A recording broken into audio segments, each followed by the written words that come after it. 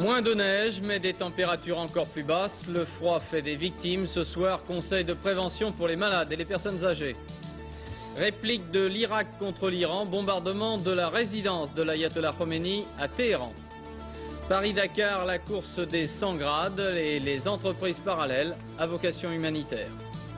Aujourd'hui, samedi 17 janvier 1987, nouvelle journée de détention pour les otages français du Liban, Marcel Fontaine et Marcel Carton. Jean-Paul Kaufmann, Jean-Louis Normandin d'Antenne 2 n'ont toujours pas été libérés. Il n'y a toujours pas de revendication de l'enlèvement du journaliste Roger Hawk. Bonsoir. De la neige pour commencer ce journal, mais pas de la neige dont on parle depuis le début de la semaine. De la neige sportive qui a porté chance à une Française. Enfin, c'était presque à désespérer. Le ski français a beaucoup de mal à figurer dans les meilleures places. Alors là, profitons-en. La première victoire de Catherine Kitay. C'était en République fédérale allemande à Pfronten. Cela fournit l'occasion de saluer une réussite sportive. Commentaire Patrick Chen. Une Française victorieuse d'une épreuve de Coupe du Monde, on en avait perdu l'habitude. Retrouvailles avec le succès aujourd'hui à Pfronten en RFA. Pour Catherine Kitay, il y a longtemps qu'on l'attendait. Ça devait arriver, je pense, un jour ou l'autre. Je suis contente parce que c'est quand même arrivé assez progressivement. J'ai prouvé que sur tous les Super G, j'étais quand même là. Donc je suis vraiment contente parce qu'aujourd'hui, bon, j'ai fait une faute dans le haut, mais après tout s'est bien passé et donc je suis contente. Catherine Kitay aura donc attendu 23 ans pour signer sa première victoire en Coupe du Monde. Jusque-là, elle avait été retardée pour bien des raisons. J'ai commencé très tôt en Coupe du Monde. Après, il a fallu que je fasse mes études parce qu'avec un père instituteur, on peut quand même pas non plus faire que du ski. C'est pas bien possible. Et puis après, j'ai été blessée 3 fois. Mais bon, ça, c'est pas important. Ça serait à recommencer. Je referai la même chose parce que c'est quand même l'essentiel, c'est d'arriver à donner le maximum de soi-même. Que ça soit à 18 ans ou à 23, ça n'a pas d'importance, c'est d'y arriver à l'important.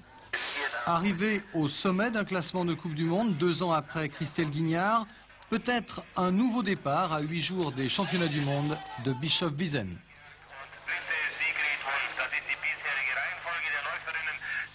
Le froid est encore plus vif que ces derniers jours en France. On a enregistré aujourd'hui moins 21 à Périgueux, moins 18 au Mans, moins 14 à Toulouse et moins 5 à Marseille. Le plan hors sec a cependant été levé ce soir dans l'Hérault et dans le Gard. Des barrières de dégel seront installées dans une quarantaine de départements et des milliers de personnes poursuivent à Paris et en province des opérations de déneigement. Dans quelques communes du sud-est, le mauvais temps a isolé des villages. En voici un exemple dans le Gard, dans les Causses du Larzac. Reportage effectué par Patrick Boitet et Robert Rosier. Le château d'Assas, sur les Causses du Larzac. Une ferme isolée depuis maintenant 5 jours. On est bloqué. Il paraît qu'il y a des engins, qu'il y a des tas de choses, mais toute cette partie du Causse, elle est complètement isolée. Vous avez des bêtes qui ont souffert? Mais je vous dis, on a des veaux qui sont morts. On a 4 veaux qui sont morts. Et puis il y en aura peut-être d'autres, et puis on a des chevaux, on en a là-bas, il n'est pas question d'y aller, on en a là-haut, on ne peut pas y aller non plus, on ne peut pas marcher, on peut pas y aller là-dedans. Il n'y a pas eu trop de neige, elle était glacée. Avec le vent, paf, ça l'a pris, et puis après il n'a pas pu aller téter au bon moment, et il est mort très rapidement. De ne pas avoir eu d'aide pour rentrer les bêtes égarées a déjà coûté très cher aux époux Aubanel.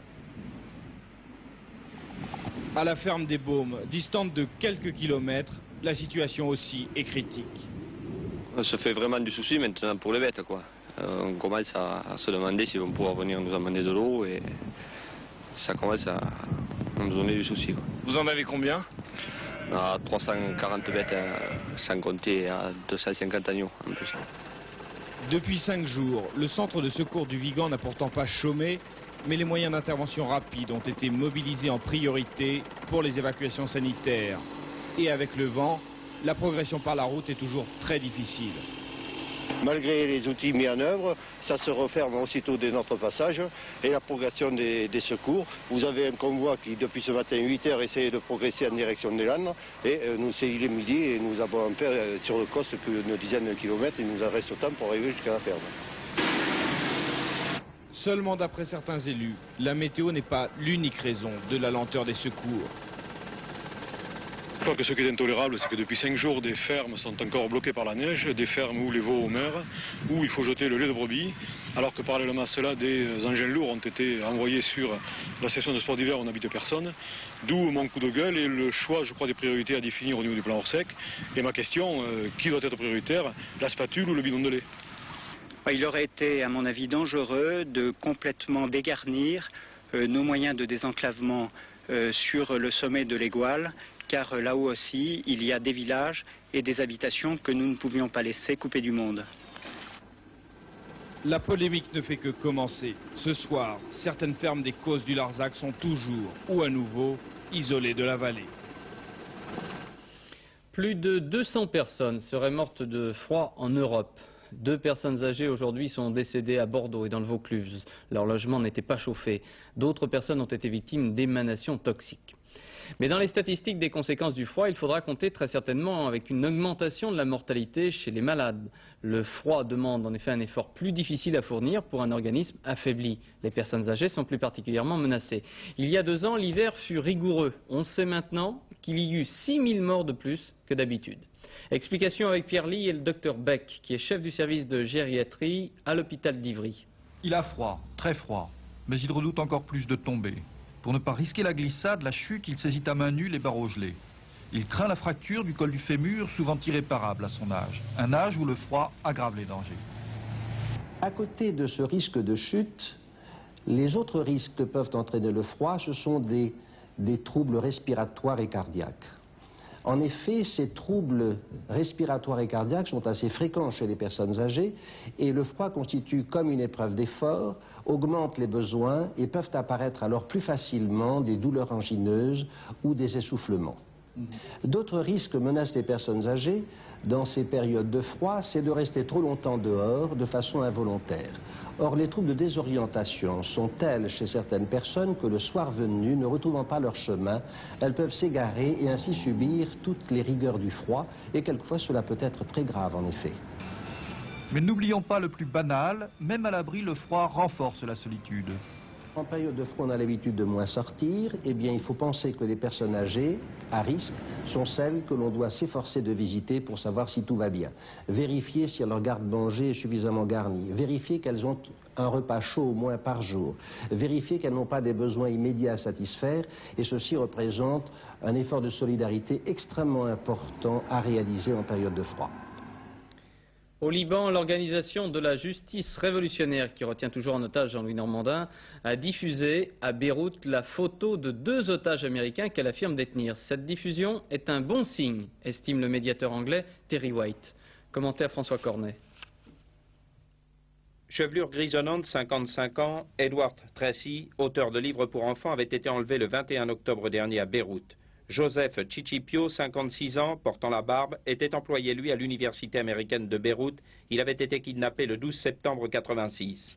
La photo des 2 otages américains a été publiée aujourd'hui par un quotidien libanais. Aucun texte n'accompagnait les clichés, dont la publication coïncide avec le nouveau séjour, depuis près d'1 semaine, dans la capitale libanaise, de Terry White, l'émissaire, on le sait, de l'église anglicane, dont la mission est d'obtenir la libération de nouveaux otages occidentaux. L'OJR, l'Organisation de la Justice Révolutionnaire, détient toujours Jean-Louis Normandin. Elle avait également revendiqué l'enlèvement des 2 otages américains dont on était depuis sans nouvelles. L'envoi de ces 2 photos, estime Terry White, est un signe très positif dans le processus complexe des contacts et des négociations au Liban. En Afghanistan, la résistance a rejeté les propositions de cessez-le-feu et de gouvernement de coalition faites par les autorités de Kaboul. La résistance afghane annonce la formation d'un gouvernement intérimaire. Réplique de l'armée irakienne après le lancement d'un missile iranien sur Bagdad. Une formation aérienne est allée bombarder la résistance de l'ayatollah Khomeini, selon les Irakiens. Plusieurs villes iraniennes auraient été également bombardées. Dans le communiqué irakien, l'ayatollah Khomeini est qualifié d'imposteur et de vipère. C'est un nouvel épisode sanglant de la guerre des villes menée par les 2 protagonistes. Pierre Serra analyse l'état de ce conflit. La guerre du Golfe entre l'Irak et l'Iran dure depuis plus de 6 ans. Chaque jour, ce sont des combats sans merci, avec leur moisson de morts par milliers. Longue théorie de cadavres, insoutenables. Longue file de prisonniers, pitoyables. Au-delà des carnages et des massacres, cette guerre inquiète tout le monde. Depuis quelques semaines, c'est l'Iran qui mène l'offensive. Elle se déroule sur 2 fronts. D'abord avec l'opération Kerbala 5, près de Bassora, dans la région marécageuse du Chott el-Arab. Téhéran affirme que ses forces contrôlent une zone de 100 km² qui s'avance jusqu'à 10 km à l'intérieur du territoire irakien. Bagdad assure de son côté avoir entrepris avec succès l'encerclement des forces iraniennes. Et depuis quelques jours, Téhéran a ouvert un 2e front, à 150 km au nord-est de Bagdad. Opération Kerbala 6, limitée selon les Iraniens, et réussie. Elle visait à libérer les portions de territoire occupées par l'Irak au début des hostilités en septembre 80.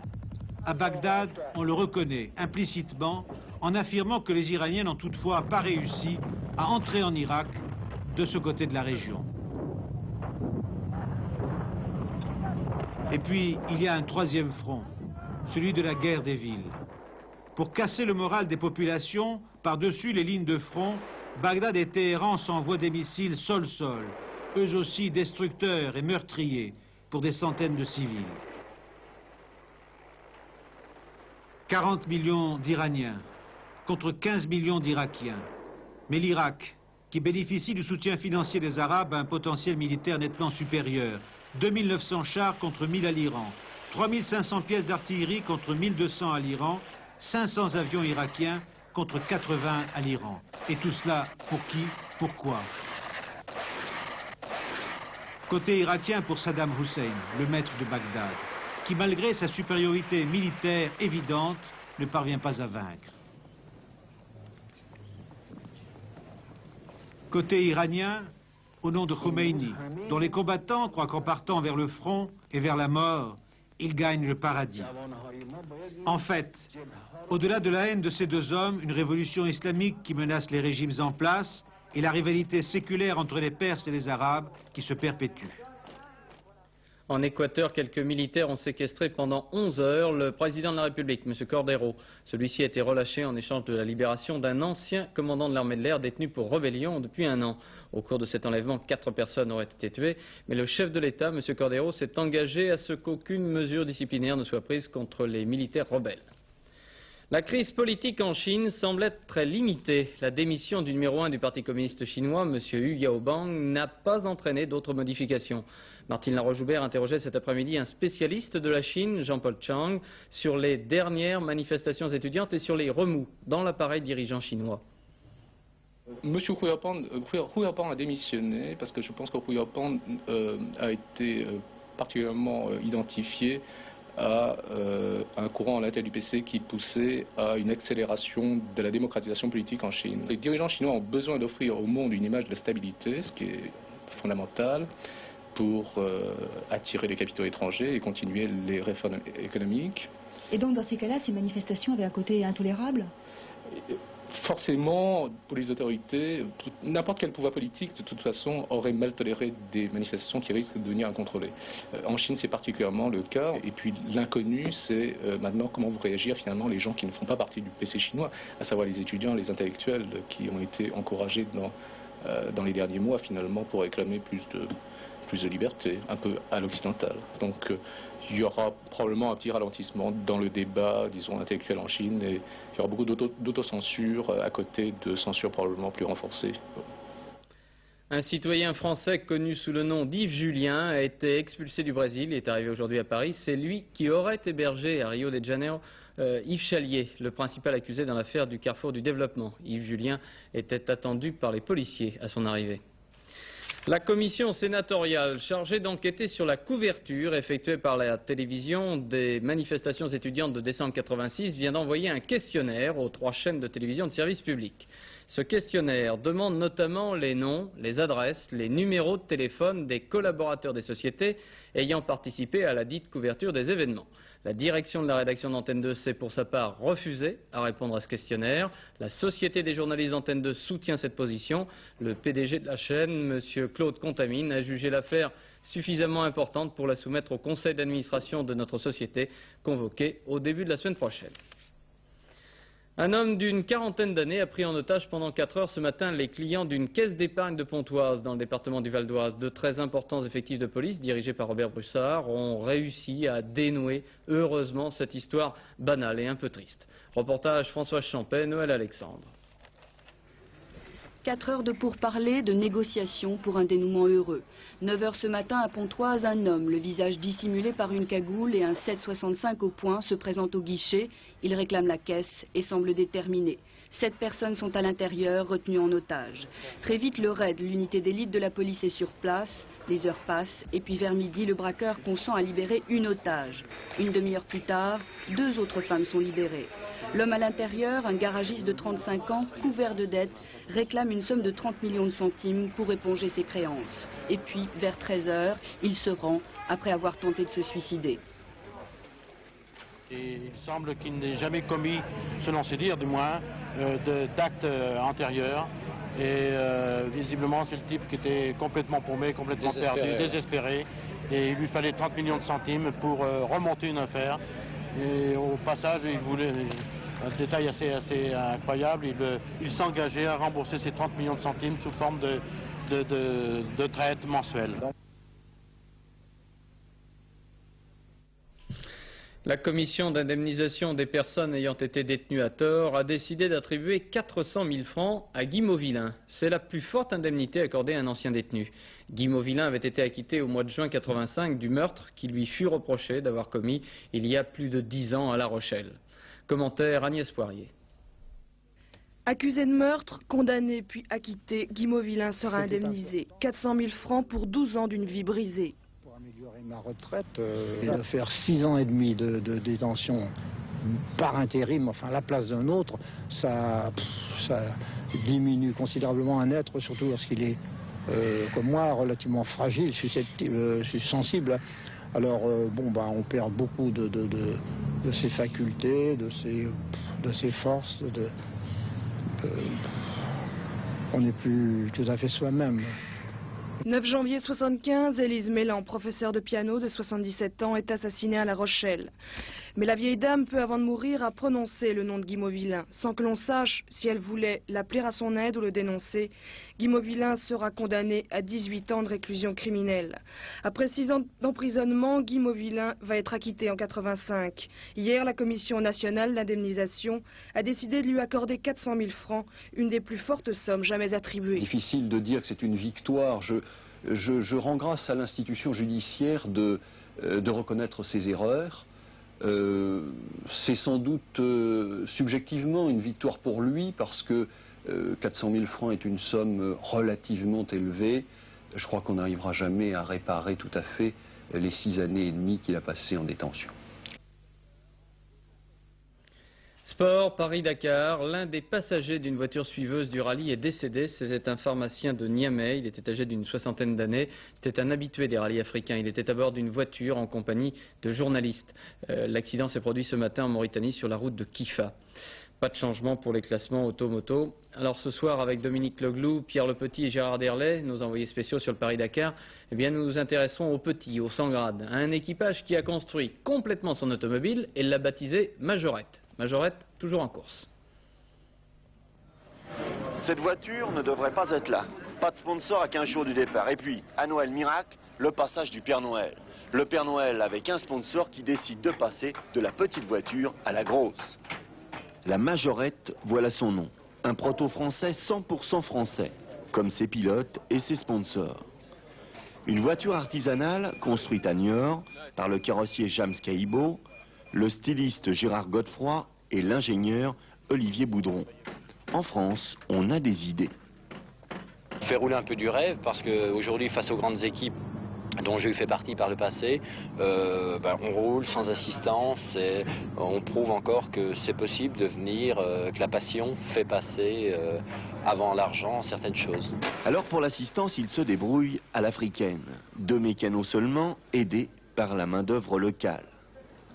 Et passe même à l'aveu en ce qui concerne les innovations. La particularité de la voiture sur ce rallye, c'est le châssis, qui est un châssis tubulaire, et surtout la suspension, une suspension à basculeur, avec des grands triangles et un grand débattement.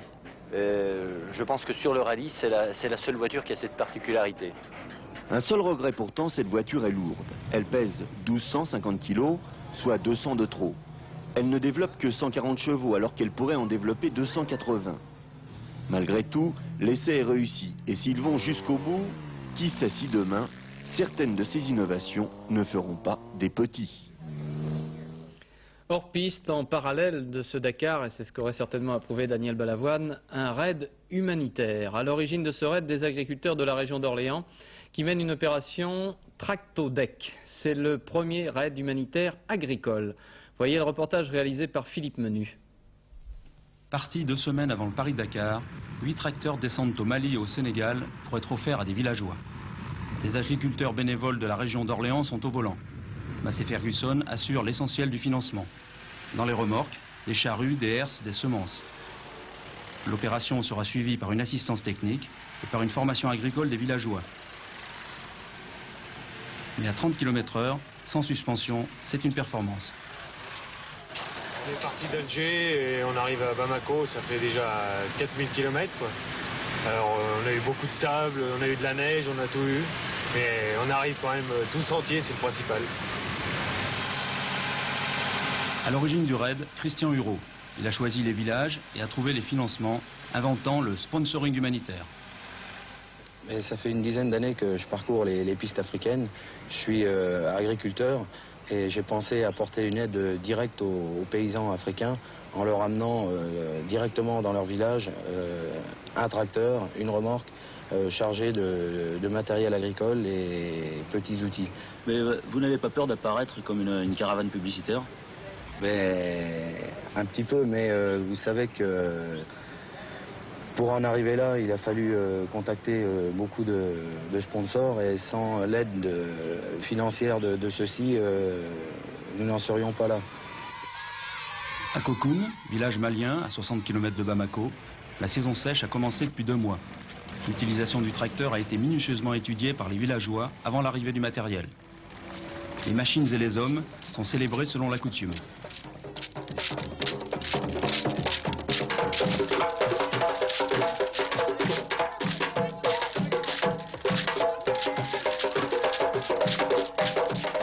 La région est fertile et les modes de culture traditionnels sont bien adaptés au milieu. Mais seul un apport de mécanisation pouvait permettre l'autosuffisance alimentaire de la région. Ici, nous avons près de 3000 hectares de terres cultivables. Nous n'en cultivons que 300. Avec ces tracteurs, le rendement se portera multiplié au moins par 10. Le village de Kokoun dispose déjà d'une coopérative agricole. Cette coopérative, son nom malien, c'est TON. Et c'est cette coopérative qui sera chargée de gérer le tracteur au profit de toute la population. Les 4 derniers tracteurs seront livrés dans les villages sénégalais 2 jours avant l'arrivée de l'autre Paris-Dakar, loin du tumulte. Un record du monde de saut en hauteur, record du monde en salle, réalisé à Simrat en Allemagne par Carlo Treinhardt, 2,40 m. C'est un beau record, mais c'est surtout les conditions de préparation de ce record, les ultimes secondes avant de franchir ces 2,40 m qui sont intéressantes. Voyez les images et écoutez le commentaire de Patrick Chen.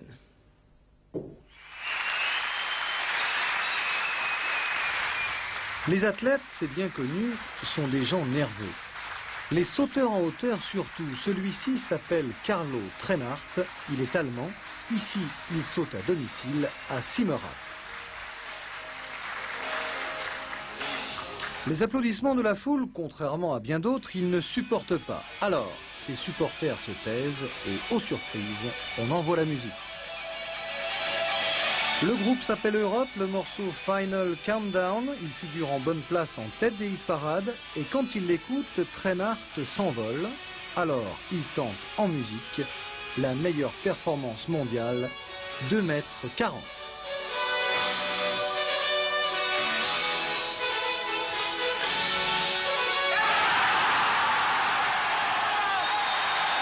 La manipulation, c'est certain, sera plus délicate dans un stade en plein air, mais une certitude, ça marche. Il y avait un tiercé cet après-midi à Vincennes, combinaison gagnante 20-3-6, c'est dans l'ordre pour 5 francs, cela vous donne 4 432 francs 50, dans un ordre différent, 886 francs 50, 23-6, c'était le tiercé de Vincennes aujourd'hui. Pour demain, c'est votre œuvre, Pierrette. Et vous l'avez remarqué, malgré le gel et la neige, eh bien, les trotteurs peuvent s'exprimer. Non, je n'avais pas vu jusqu'à présent, mais...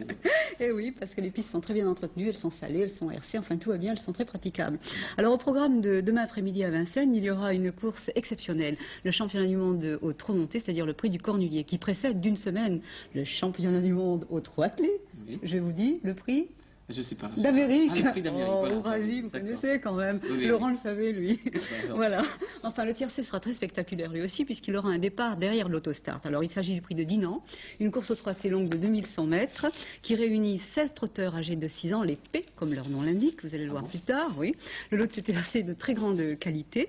Et logiquement, les chevaux qui partent en première ligne derrière l'autostart sont très avantagés. Il se trouve que ce sont les favoris. Alors, on n'hésite pas. Et je vais vous parler tout de suite de Polka Dop, qui porte le numéro 1, qui part en première ligne derrière l'autostar. Son entraîneur Joël Allais va nous dire tout de suite ce qu'il en pense. Il aura également une autre jument engagée, Pelia. Alors, Polka Dop et Pelia sont deux juments à suivre impérativement dans ce tiercé.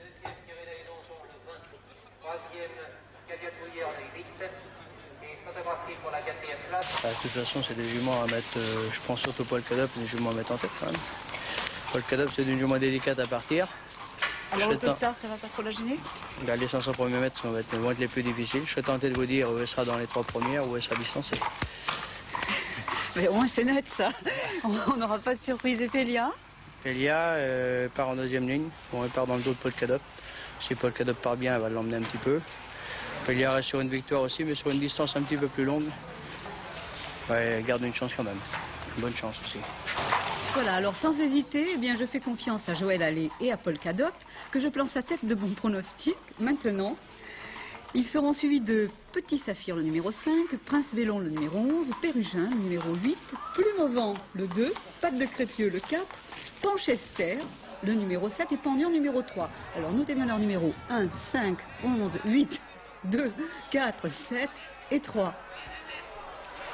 C'est tout. Eh bien, on verra ça demain. Pour la météo, Laurent, comment ça se passe? Le froid continue, ça On va parler un petit peu de soleil, parce que petit à petit, le soleil reprend l'initiative. Oh, un pâle soleil d'hiver, mais enfin, ça nous prouve quand même que les choses évoluent. Alors cette évolution, on ne la voit pas très bien sur l'image satellite, évidemment, puisqu'aujourd'hui, il y avait encore partout des nuages, à l'exception de la Côte d'Azur, où il faisait très beau, une France couverte de brouillard et couverte de brume. Il y a toujours cet anticyclone sur la mer Baltique qui dirige de l'air froid, mais c'est de l'air froid et stable, donc de l'air un petit peu moins humide, ce qui nous donne quelques éclaircies. Regardez la carte du temps prévu pour demain, avec enfin quelques éclaircies, avec quand même quelques nuages, des nuages surtout sur la moitié est du pays, avec un temps brumeux, avec des brouillards très importants, brouillards givrants puisque les températures cette nuit seront très basses, avec du verglas sur toute la côte normande, donc attention sur la moitié nord, sur la côte normande et sur le nord-est, un ciel assez nuageux. Des brouillards le matin, mais quelques éclaircies l'après-midi sur le reste du pays, surtout sur la façade atlantique, des éclaircies que deviendront très belles, avec quand même quelques petits nuages. Il y aura aussi de la neige, parce qu'elle ne peut pas partir d'un seul coup, elle va revenir d'Italie,